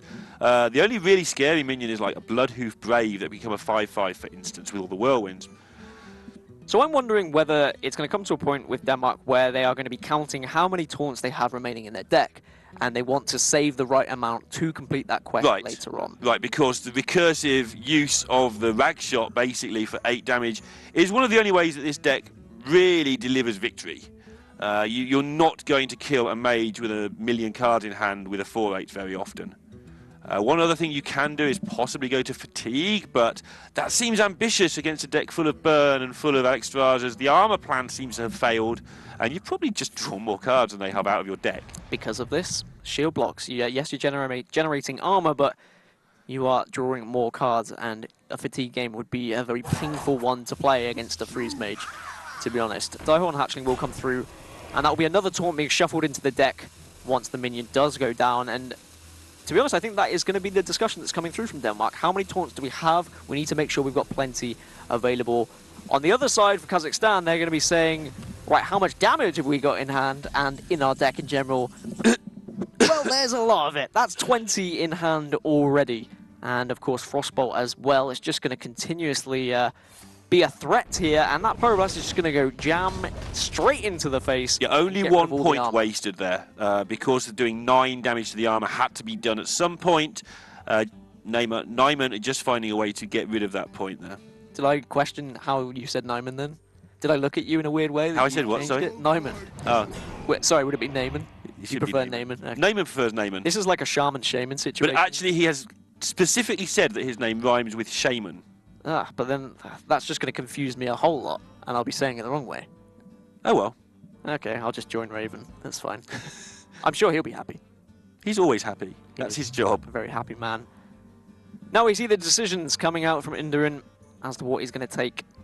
It looks like it's going to be another Diehole Hatchling, which seems like a fantastic choice because more taunts in your deck Yeah. for later on. Plus, the amount of damage is starting to matter now. 8 per turn suddenly is a relevant number. It's not just like 2s and 3s, which you just don't care about. 8, amount that Kazakhstan will probably consider worthy of dealing with. And then if you play the other one, yeah, here we go. You know the Flame Strike's gone. You don't know about this Hellfire that was taken. With this situation possibly in mind, obviously it won't kill them immediately, but it's going to be helpful. And yeah, Denmark are generating a board, which didn't seem that likely earlier. Meteor in hand as well. That is pretty meaty right now. It is. I mean, that plus Hellfire, certainly a way to try and deal with this board. I guess, is that your panic button? Are you immediately worried? You're looking at it's 10 damage, you're happy to do so. You've got another ice block in hand, well, another 2 ice blocks in hand as well. So I don't think that they're too worried about. Just to point out at this juncture, Okay. the subtleties of how people play that don't even get noticed by 99.5% of people. Look at the positioning of Denmark's minions for this Meteor. They are put in the right places so the Meteor does as little damage as possible if it's come from a random effect, which it has, and they have positioned their cards so it will do as little damage as possible. And I guess we've seen Meteor being included as well, to be honest, in some decks, so it's something that you might want to be playing around anyway. So yeah, good decision from them. And look how Naaman is now playing around that by putting those minions next to each other, ready to set the Meteor up. So it's not just all about high-level strategy and long-term planning or short-term planning. It's all about, hey, if this happens and this happens, every little tiny edge goes your way. I think card placement is something that is underrated, to be honest. I think it's something that a lot of people overlook and don't really notice and consider. There's the quest. Okay, so now they'll be saying, right, we've got a Direhorn Hatchling still on board. We've already shuffled its Death Rattle into our deck as well, so they'll know for a fact that's plenty of taunts to work with. They're counting. Yep. I think they're trying to work out how many taunts do we have. Is there any point wasting 1 mana playing this card? Can we actually activate this quest? I guess, I mean, where else are you going to spend that 1 mana, is what I'm thinking. Not often I can read body language, but this is clear to me that Denmark are now counting how many taunts are left in their deck, having spent the last 2 turns sticking them all on the table. Like, it's just one of those things that happens. They made the decision, okay, Quest probably isn't winning us this game. We've got to start spamming the board. But I guess why wouldn't you play it? It's going to be the question I pose to you. You know it, maybe? You don't want them to know that you're playing the quest. Well, they don't want you to know that it's in your hand. So I guess you're... Or maybe it's just, Yeah, maybe convince them you're playing a control warrior, so they might be scared of something else. Maybe a bounce effect or something could matter. They wouldn't bounce. I don't know, to be honest. There will be a good reason, knowing Crane and Indarin and Hoy. You know, some of the best players in the world. Yeah, and some of the... It's not just that they're the best players in the world. They have that mentality of really precise stuff about things that when they tell you what it is, you'll be like, I don't care. You should care, but a lot of people just won't because it's so tiny. It's just it may be massive. I mean, there may be something huge I'm overlooking here. It's minuscule decisions that can make or break games. Yes, sometimes. exactly. But I guess an argument from them might be, well, we don't need to play it yet. Yep. We're not putting any taunts down this turn. Let's wait. We can build a little bit more time to think about it. They might set one of the other 4 players to look through the deck, count through, and say, let's just confirm how much taunts. We don't need to bother playing it. Yeah, why reveal the information will be the thing, and holding on to information as long as possible in a game of incomplete information is definitely a thing. It makes your opponents second-guess themselves more. Kazakhstan, though, seem to still be in a fantastic spot here. They haven't drawn any of their key stuff yet either, but they're not in a hurry. They've had this steady, subtle pressure throughout the entire game. So Denmark now have to decide what tools they're going to use to just deal with this board. I mean, you could use the Ravaging Ghouls if you wanted to keep your Direhorn Hatchling alive on the board. I mean, maybe a little bit overkill, but it's certain that it's something they might be considering. Either that, or of course you just trade it off with the Daihon Hatchling and then play one Ravaging Ghoul, and then you keep a 3/3 on the board. Seems okay to me. Seems decent. Obviously, you're a bit worried about what these secrets are, but yeah. There goes the Matriarch, Daihon Matriarch, something like that. I'm going with that. I'm gonna just agree with you. I think that will work. Alexstrasza comes through, so that is the go button. That is the green light for Kazakhstan. You just immediately put that on the board. You take them down to now just 18 health, and there is still plenty of damage in your hand to work with across a couple of turns. Indurin needs to be armoring up, to be honest. He does, and he needs to get rid of this 8/8 minion in the process. Looks like it'll be a whirlwind effect into the execute. Oh, and they didn't play the fire plumes earlier because of counterspell possibilities. I've just worked it out. Sorry, chat, I know I'm 3 turns late, but we got there in the end. Definitely, yeah, definitely something that they needed to be considering. I didn't even see that. I've been trying to work that out ever since that turn, thinking we're missing something really obvious here. There was a clip lately where Reynard played a counter spell and saw a rogue quest go into it. So we should have known that. We've seen Reynard do the exact same thing against rogue. Anyway, all resolved now, and now they have to get rid of Alexstrasza or die a big dragon-breathing death. But how do they get rid of Alexstrasza? Double sleep with the fishes. No, that's not going to work. Actually, yeah, I suppose it would if you wanted to. You could double sleep with the fishes and Ravaging Ghoul, but instead they're just going to drop the taunt, get a 6/9 on the board, and just hope that there's no way to jam too much damage through here. If only there was a card that Neyman had access to that would do 9 or more damage to a minion. I wonder what that could be. Here it comes. I love this animation. I don't think Denmark can be too excited about it, though. This is a whole lot of damage. Any bonus damage from Alexstrasza as a minion is always absolutely huge. And Kazakhstan looking fantastically placed to take this to an ace match. Looks like that's where it's going to go, especially with Curator coming out as well. That's not any armor generation. That means Indurin is now just staring at a loss here, to be honest, because there's so much damage in the hand of Neyman.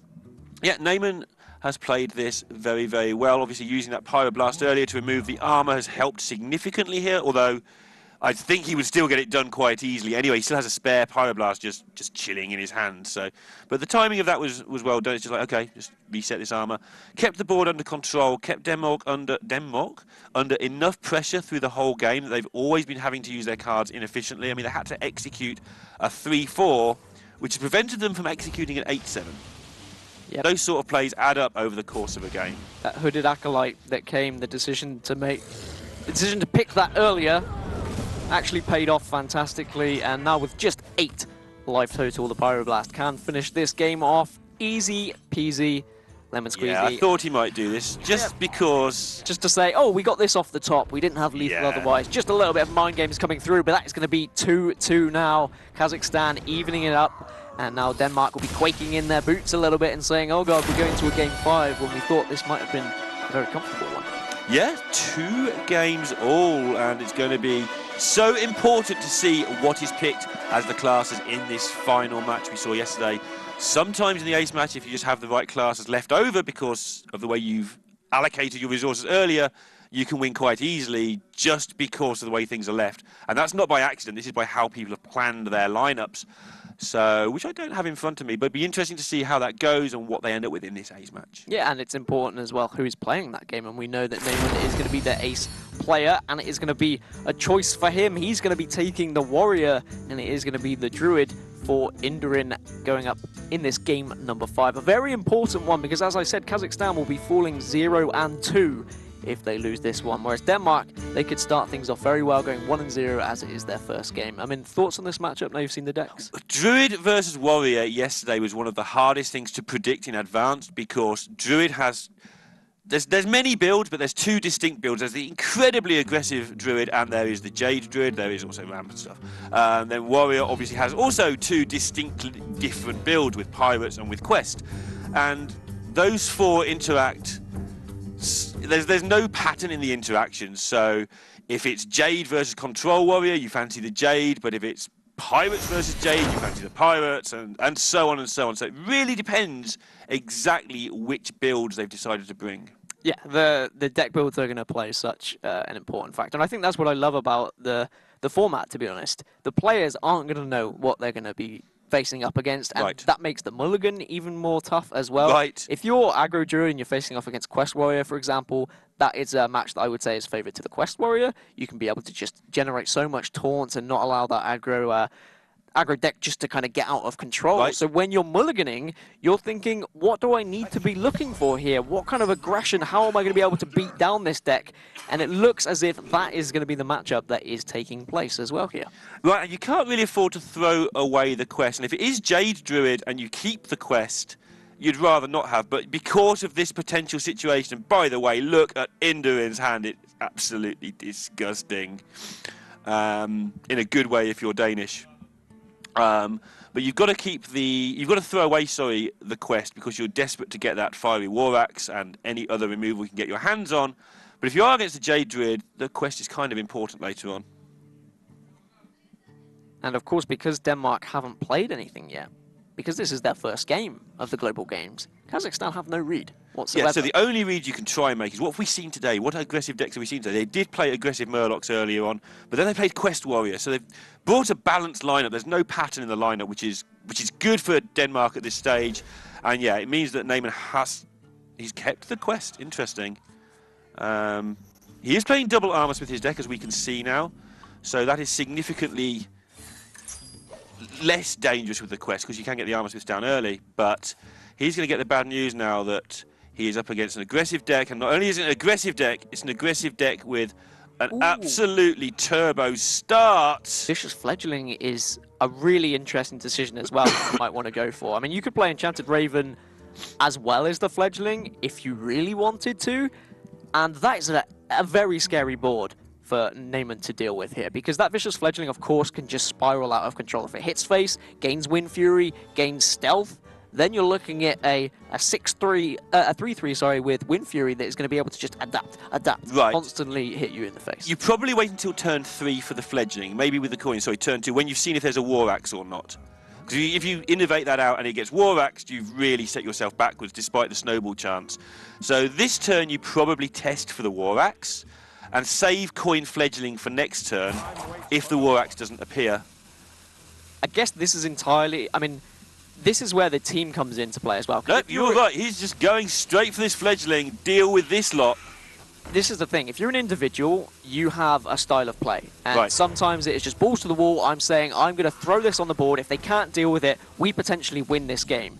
There may have been a discussion coming through from Denmark where maybe someone like Crane will be saying, actually, I think this is a bad idea, and going down your route of play and saying, what if they have Fiery War Axe? And then the answer is, well, we've got Bloodsail Corsair in our hand to get rid of the War Axe. We'll hit them before anyway, and we don't... You know, the best case is they haven't got it. The worst case is we end up eating their War Axe and it's out of the way. I mean, not only is this Fledgling scary, but you can also play Power of the Wild as well, so you can make it a 4/4 instantly. If you would like to, you can then go for the Adapt, go for the Wind Fury, or Stealth. It's a very scary board for Kazakhstan to be staring at. And actually, I love the decision-making from Indurin to go for this because it's a slightly unfavorable matchup, I would have thought. I've seen a lot of Quest Warriors just destroy kind of aggro Druid coming through. They do have a lot of effects that help them control Druid with Whirlwinds and such like.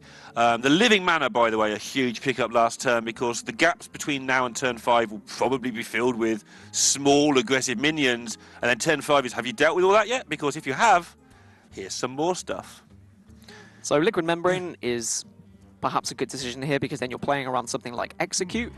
If you're not worried about Execute, you could maybe go for Flaming Claws or Volcanic Might just for the extra damage that you're going to receive later. But, I mean, the fact you've already gained the Wind Fury on the Fledgling, which is absolutely huge, by the way, because they were able to adapt twice. It just means if this survives, that's another 8 damage that's going to go to face, possibly more, depending on what the Adapt you get off the next turn. And he's gone for that option, so can't be executed, needs the War Axe. You know they didn't have the War Axe. The discussion would have been, would they have killed this with a War Axe on turn 2? Of course they would. It's obvious they would. And so now, unless they've top-decked the War Axe in Kazakhstan, which they have not, it's going to be hard work to stop this minion coming for 8 a turn. And maybe it's time to drop a Dirty Rat just to stop yourself from dying next turn. Yeah, I think Dirty Rat is going to be extremely important here. It means that the Bloodsail Corsair won't pull out patches as well, so then Indurin's going to be trying to get through this 2/6 and trying to hit face as well. Of course, we know he is going to be able to do so because of the Wind Fury. Then if you're able to get an adapt like Stealth, it's just getting scarier and scarier for Kazakhstan. Neyman may even have had the read that the Corsair was there, because why would your opponent innovate out of 3-3 on turn 1 into a War Axe? Yeah, these players are good. They could go far enough to go and say, okay, they've got a Corsair in their hand. I mean, you're playing the Rat anyway, but maybe he had the extra read. So I like Hero Power and Corsair into the Dirty Rat, then use the Fledgling into Dirty Rat as well, and then the Fledgling to face, and see what you get. Go from there. Yeah, just keep hitting people with this crazy minion. I mean, you could trade as well after and take away the Armor Smith with your Raven, but it's entirely the decision that you want to go for. Do you want to continue this aggressive state and just continue jamming face? I think trading might be better. I guess it depends what So you comes get health. from this. Health would be nice, make it a 4-5 Wind Fury. Well, it's going to be Divine Shield as an option. Yeah, that's like an extra 1 point of health, which is massive against the Whirlwind effects. The Volcanic Might's actually exactly the same thing, but gives you a +1 attack, so that's probably slightly better. I guess Divine Shield could play around Execute. Yeah. No, you can't be executed because you've already got the... Well, there we go. There's been so many adapts, they can't be targeted by spells as well. They will trade to make sure that there isn't an easy Whirlwind effect with the Armor Smith coming through. And Denmark in a fantastic position here. But taking that Divine Shield will mean the Bloodhoof Brave will only do no damage to your 4-2, and that is, of course, why they took it. So trading in the Raven next turn, use your Hero Power. You don't even need to, actually, just Raven and your Divine Shield, which very important. I think I like the Hero Power and the Elemental rather than using the Raven, to be honest. It seems more efficient using what's on the board. Extra 2 points of damage to the face. Do the run first, get the information out of that, just see where you stand, but looking incredibly hard for Kazakhstan without picking up a Brawl to end this. If they do pick up a Brawl, the next turn is just Living Mana. Death Rattle, Poisonous I guess. seems good Poisonous as well. Right. Poisonous deals with any taunt minions that might like come. Ali Armor Smith, which you want to kill in one hit, for instance. But all of these seem good, right? Every single one of these choices is good. I don't think we'll see the Stealth. They don't really need to hide it because Brawl doesn't really care. Yeah, I think Poisonous is a good decision here. It looks like they are going to go with that one. Use the Hero Power, trade off into this Bloodhoof, of course. The Divine Shield is going to mean that you aren't going to take any damage on that Fledgling, and you can adapt again because you've got the Wind Fury, you can hit face. And now I think this is where you're going to be looking for things like Stealth, like Divine Shield. Another you just Divine need to Shield. stay alive here. If the Fledgling dies, then that might be a win condition over. There's a Brawl. Has to do it. You have to. You have to just hope that you remove this Fledgling and get it off the board. If the Fledgling survives, this might be game over here. Yeah, the Fledgling is absolutely key. It goes. Okay, so down to the Raven. But Living Mana. We did say if Brawl came up, Yeah. Living Mana. Now, it could be a bluff from Neyman using the right-hand Brawl in his hand, but I think you call that bluff anyway and just say, okay, if you've got both Brawls, we shrug and you beat us. Good luck. Neyman not happy about it as well. He rolled his eyes a little bit. Shield Block's going to have to come through to search for some form of answer, just to try and generate a little bit of armor as well. Kazakhstan, backs against the wall at the moment. Yeah, at the moment they're looking at lethal because there's 13 on the board, patches in hand, and Hero Power, that is 15 points. Oh my god. Kazakhstan, just think of auctioneers and struggling so badly right now. Kazakhstan having to just remove as much as they can from the board. Bloodseal Corsair won't help gain lethal this turn. But the fact for Denmark is they've said, okay, well, there's not a second Brawl. Let's just continue jamming damage to face and hope that there's no taunts that we have to get through as well. Something like a Savage Roar next turn would be absolutely huge for them. Except they wouldn't be able to cast it. Except they wouldn't be able to cast it unless Kazakhstan might take down one of those minions in the next turn. Of course, yeah. I mean, if they don't take down any of the minions, then they've lost anyway, of course. Yeah. But Curator seems like the optimal play, to be honest. Curator does indeed seem good. And you're going to have to survive on one health. It actually would be lethal the other way because your minions would go through the Curator if you were Denmark, and then the bits and pieces would finish off Neyman. Sleep with the Fishers, nothing is injured. The menagerie is for And that's going to be lethal. game set. Oh, the Primordial Drake just comes to laugh at Neyman at the end there, and Indrin is relieved, happy to get that first win. You can see what it means to these guys to get the win through for Denmark. Pleased to see their reactions. I feel sorry for Neyman and co, but absolutely fantastic match there for me.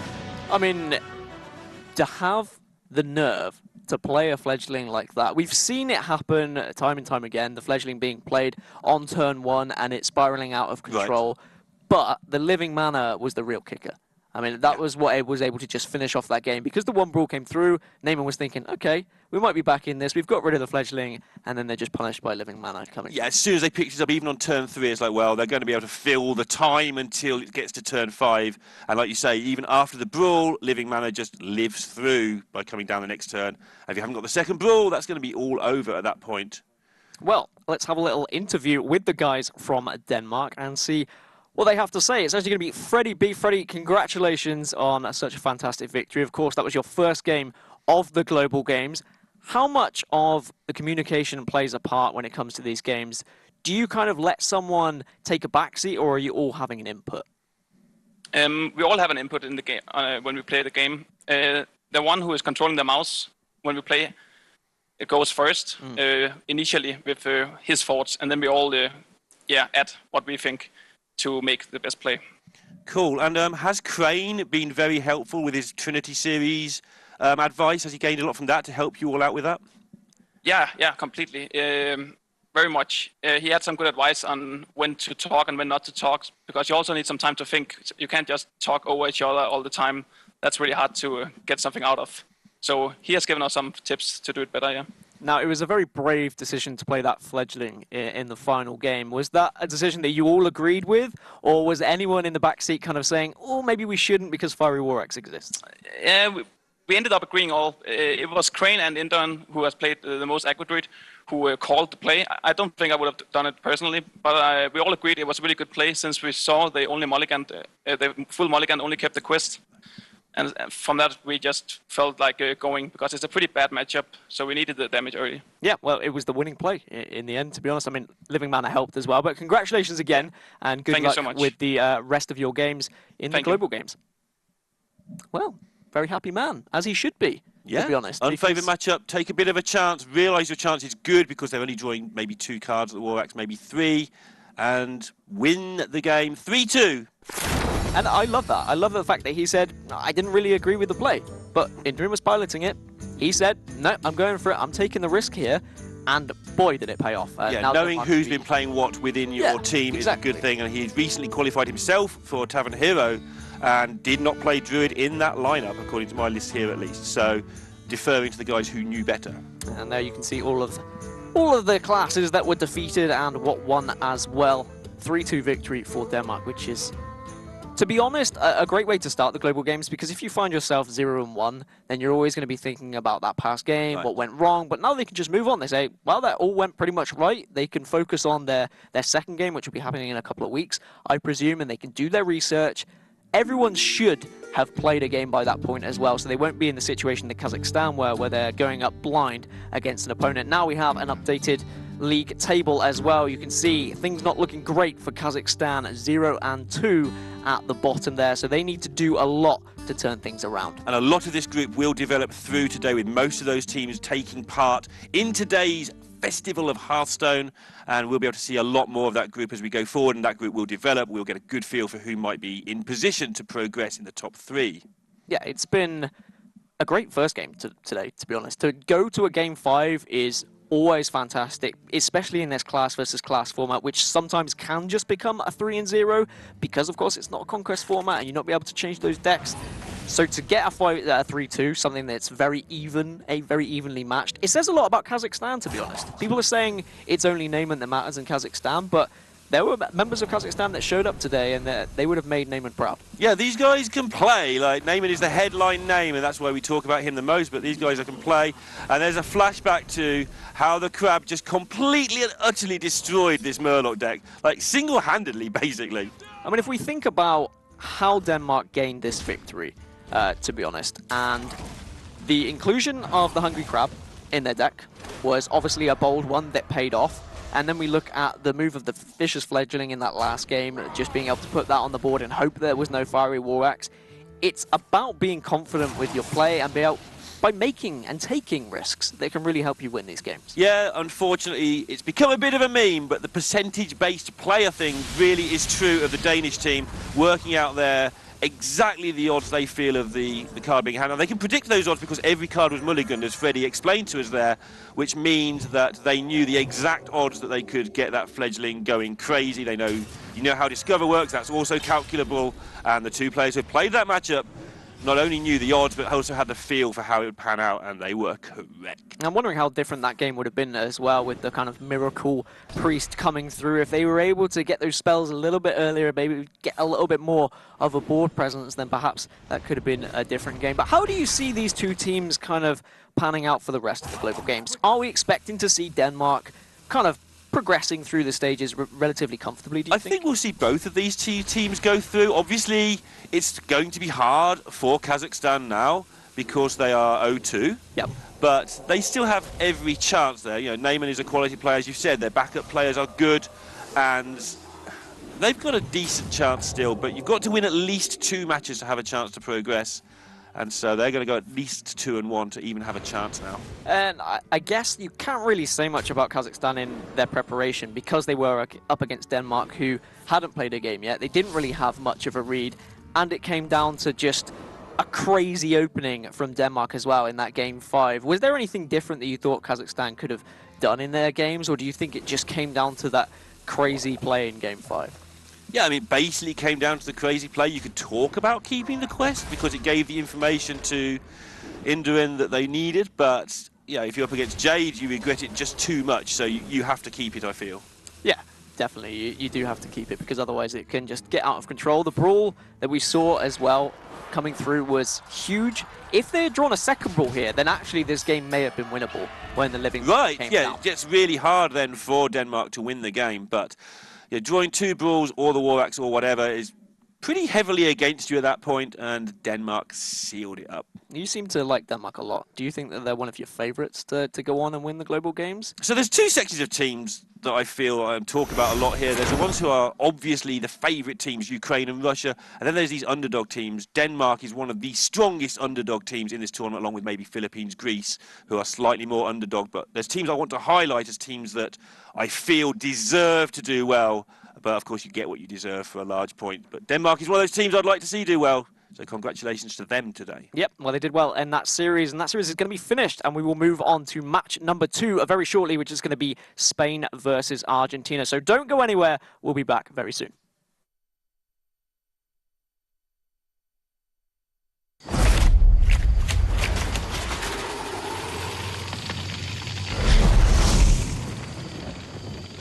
We're almost there. Quiet down, everyone. This is not like any of our previous expeditions.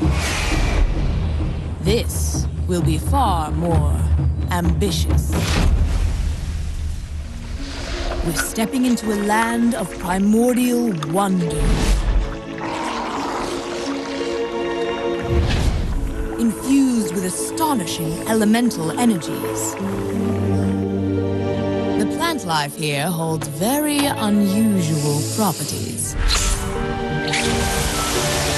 So don't touch anything. And while you may be excited to see the local fauna, you might want to make sure they don't see you. Because their powers of adaptation are devastating.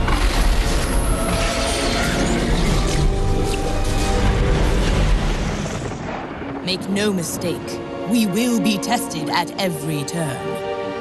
But if we stay on our guard, we might just survive. Now then, are you ready? Then let's journey into Ongoro Crater.